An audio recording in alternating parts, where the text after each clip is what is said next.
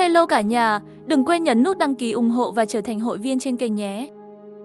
Du lịch ký túc xá với bạn thân và tìm thấy camera ẩn. Bạn thân hoảng sợ hét lên trong phòng tắm. Tôi nhanh chóng vào phòng tắm, tôi thấy cô ta ôm ngực và chỉ vào bàn nước nóng. Có camera, hình ảnh bạn tôi tắm đã được chụp hết rồi. Ngay lúc này, trên lầu bỗng nhiên nhớ tới tiếng bước chân dồn dập. Chết tiệt, tôi ngạc nhiên. Đây là camera live stream. Tôi vội vàng muốn trốn vào cửa, nhưng chủ nhà trọ đã mở cửa rồi. Đập mạnh vào trong đi, tôi đã dùng cánh cửa trên toàn thân để ngăn họ vào. Tôi biết, nếu chúng tôi để chúng vào phòng, chúng tôi sẽ chết. Tôi vội nói với bạn thân là vào phòng tắm khóa cửa lại báo ông Can. Vậy bạn làm gì? Đi đi, để tôi lo. Hắn nhanh chóng cầm điện thoại chạy vào phòng tắm, mất đi sự giúp đỡ của bạn thân. Tôi không thể một mình. Cánh cổng lập tức bị đẩy ra. Chủ nhà xông vào. Tôi vội vàng nói chúng tôi đã gọi ông Can. Hắn không những không sợ, thay vào đó, hét vào mặt tôi, gọi ông Can đi. Ngươi vào đồn ông Can. Lão tử cũng ở bên ngoài chờ rớt ngươi. Thành thật mà nói, trái tim tôi rất sợ hãi, bởi vì tôi nhớ lại tin tức gần đây, một nhóm chủ nhà trọ lắp đặt camera lén lút, chờ bên ngoài đồn ông Can. Không thể thoát được, cư dân mạng cả nước không thể tin đây là năm 2024. Tuy nhiên, một điều khủng khiếp nó thực sự xảy ra với chúng tôi. Chủ nhà vội chạy vào phòng tắm, nhìn rõ phía sau cửa kính, có giọng nói của bạn tôi đang gọi điện thoại. Kết quả ông chủ vội trực tiếp đập vỡ cửa kính. Mảnh vỡ văng lên người bạn thân nhất của tôi. Hắn còn chưa kịp kêu lên, Tiểu Minh. Ông chủ đặt cô ta lên bồn rửa tay. Lúc này bà chủ chạy lên, vui mừng hỏi, đã gọi chưa? Đừng lo, họ chưa kịp báo ông Can. Bà chủ thở phào nhẹ nhõm, hắn nhìn chúng tôi đầy vẻ kinh tởm. Cái nhìn đó làm tôi sợ hãi, bởi vì rõ ràng chúng ta là nạn nhân. Nhưng bây giờ trong mắt bà ấy ghét chúng tôi, như thể chúng tôi đã gây rắc rối cho bà ấy. Hắn tức giận nói nhìn thấy thì nhìn thấy. Mày dám vì chuyện này mà báo công can? Muốn báo ông Can, các ngươi muốn chết hả? Bà có biết chồng mình đang làm gì không? Bà có biết chồng bà đang xem tôi tắm không? Người đàn ông nào không xem những thứ này? Nếu không phải đàn ông thích xem, tôi có thể kiếm tiền không? Mở nhà nghỉ chỉ kiếm được mấy đồng.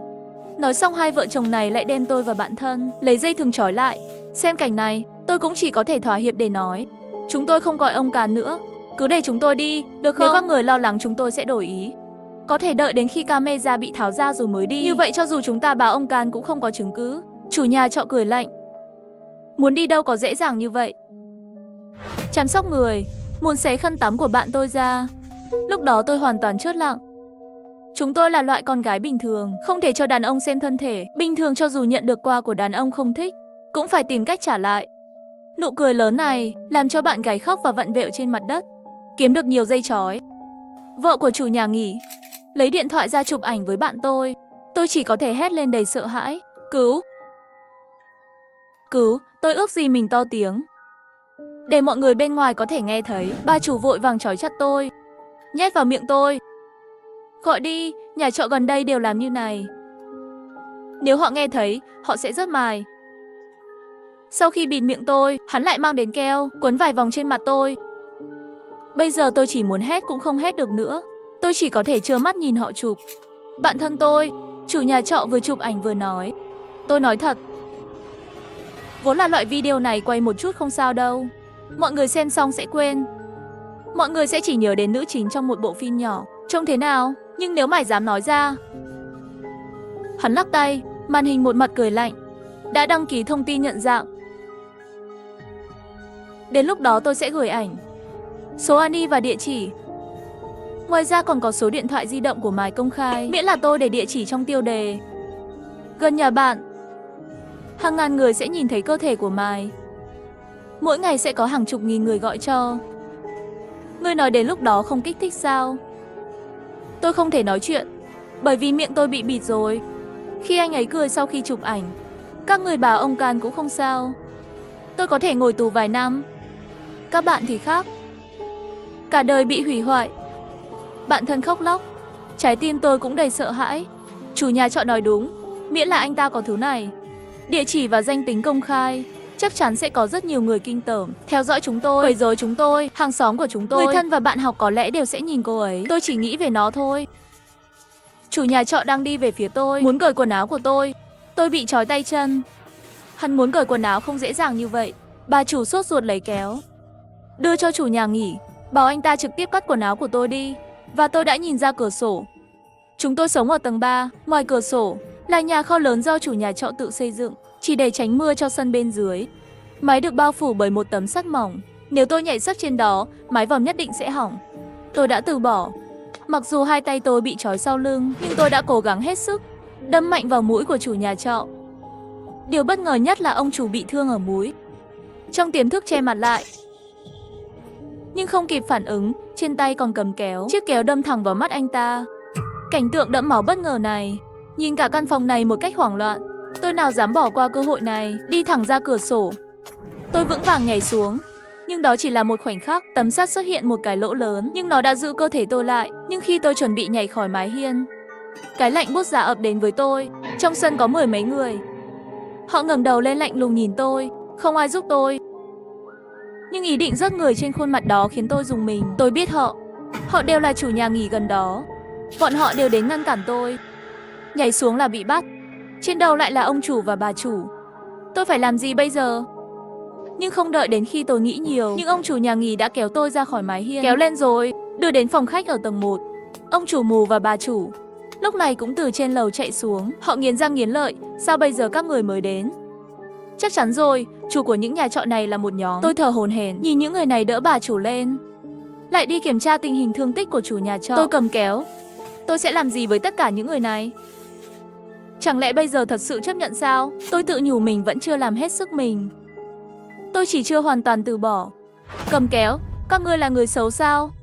Nhưng tôi có thể tệ hơn các ngươi. Bà chủ dường như đã đoán trước được tôi sẽ làm gì. Bà khóc, tay không ngừng đung đưa, cầu xin tôi đừng bốc đồng, nhưng tôi đã đẩy chủ ra ngoài. Chiếc kéo đâm vào cổ ông chủ. Trong nháy mắt, cả căn phòng bị dồn vào. Ban đầu những khuôn mặt này viết đầy những trạng thái xấu xa, lúc này trên mặt bọn họ đã bắt đầu lộ ra vẻ sợ hãi. Một lũ hèn nhát, chỉ biết nạt mềm sợ cứng. Bà chủ nhà nghỉ hét lên không được, và tôi lại đâm vào cổ ông chủ. 1, 2, 3. Ông chủ không nói nữa, hắn mở to mắt kinh ngạc nhìn tôi. Trong miệng cho dù muốn hét lên, miệng kia cũng đã sớm bị ta đâm nát rồi. Hắn chót rồi. Mọi người trong phòng bắt đầu bối rối. Tôi nhìn các chủ nhà trọ phía sau nhà kho. Tôi không thể nhịn được cười. Các bạn không phải rất xấu sao? Các người không kiêu ngạo lắm. Lúc này trong phòng khách chỉ có bà chủ biểu tình chính tha, mắt đỏ. Hắn hét vào mặt tôi, tao muốn ngươi trả giá. Nhưng bây giờ adrenaline của tôi tăng vọt, đã rớt mắt đỏ. Bà chủ muốn đấu với tôi, nhưng không phải đối thủ của tôi. Dưới sự run rẩy, tôi đâm cái kéo vào cổ bà ấy. Lúc đó mọi thứ đều yên tĩnh. Bà chủ ngơ ngác che vết thương lại, nhưng bắt đầu phun như một xác chết sống. Những kẻ đang mất tập trung trước mặt tôi. Thành thật mà nói, sau cơn sốt adrenaline, tôi cũng sợ. Tôi ôm bạn an ủi nói không sao, chúng ta vượt qua được rồi. Không sao đâu. Tôi lấy điện thoại ra gọi ông Can. Bạn thân khóc hỏi chúng tôi có phải vào tù không. Tôi lắc đầu, tôi không biết. Chúng tôi ngồi trong phòng chờ ông Can đến, cũng không dám phá hủy hiện trường. Tôi đã được đưa đến bệnh viện để điều trị. Bạn gái cũng được sắp xếp tư vấn tâm lý. Thực ra trong thời gian này tôi và bạn thân đều rất lo lắng. Loại trường hợp này đều tương đối dài, có trời mới biết khi nào mới có kết quả. Nhưng chỉ vượt quá mong đợi của chúng tôi, bởi vì công tố viên nghĩ rằng chúng tôi đang tự vệ, quyết định không truy tố. Cho nên trong video cuối cùng vẫn phải nhắc nhở mọi người, khi đi du lịch nhất định phải chú ý an toàn. Nếu phát hiện trong phòng có camera, đừng sợ. Đó có thể là camera livestream. Ở phía bên kia của camera, rất có thể ai đó đang nhìn chằm chằm vào bạn mọi lúc, giả vờ như không biết gì hết. Lặng lẽ rời đi an toàn rồi gọi ông Can. An toàn là quan trọng nhất, hãy để ông Can thương lượng, đừng cố công bằng với người xấu.